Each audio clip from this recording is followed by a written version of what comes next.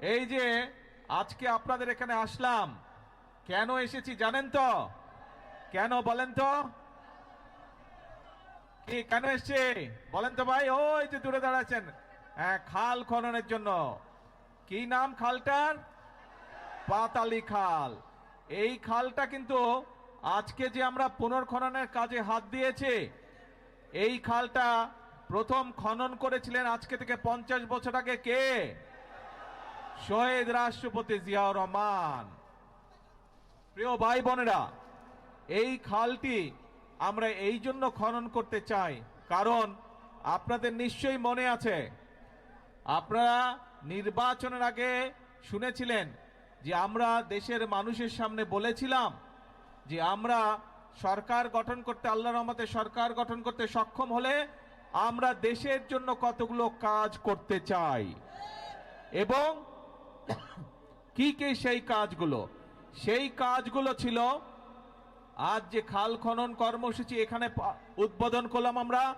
এইরকম দেশে আমরা বিভিন্ন জায়গায় খাল খনন কর্মসূচির কাজ শুরু করতে চাই, পুনর্খননের কাজ শুরু করতে চাই, এবং ইনশাল্লাহ আগামী 5 বছর আমরা সারা বাংলাদেশে আমাদের লক্ষ্য হচ্ছে 20,000 কিলোমিটার খাল আমরা খনন করব। কারণ এই খাল, এই যে পাতালি খাল, এই খাল খনন করার ফলে আমরা দেখেছি প্রায় 40,000 মানুষ উপকৃত হবে। এই এলাকার প্রায় 1200 হেক্টর জমিতে পানির সুবিধা পাবে কৃষিকাজের সময়।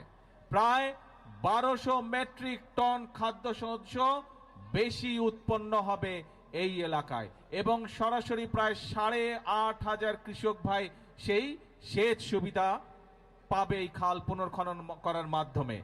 এইভাবে চিন্তা করুন,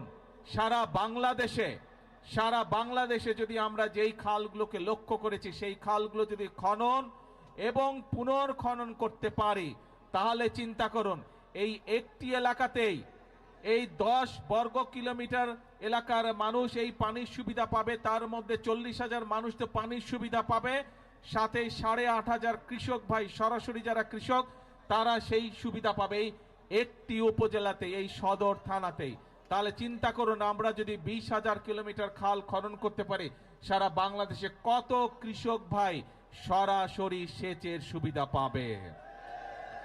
আমরা আগেই বলেছি, সব সময় বলছি, আজকেও বলছি, বিএনপির রাজনীতি হচ্ছে মানুষের জন্য রাজনীতি, এবং সেই জন্যই আমরা কৃষক ভাইদের পাশে দাঁড়ানোর জন্য, কৃষক ভাইদের সুবিধার জন্য, কৃষক ভাইদেরকে স্বাবলম্বী করে গড়ে তোলার জন্য আমরা এই খাল খনন কর্মসূচি যেমন শুরু করেছি, একই সাথে আমরা নির্বাচনের আগে বলেছিলাম যে আমরা কৃষক ভাইদেরকে প্রতি বছর তাদের বীজ, কীটনাশক, ওষুধ বলুন, সার বলুন কেনার জন্য প্রতি বছর এককালীন আমরা তাদেরকে 2,500 টাকার একটি সুবিধা দিতে চাই, এবং সেটি দিব আমরা ইনশাল্লাহ কৃষক কার্ডের মাধ্যমে।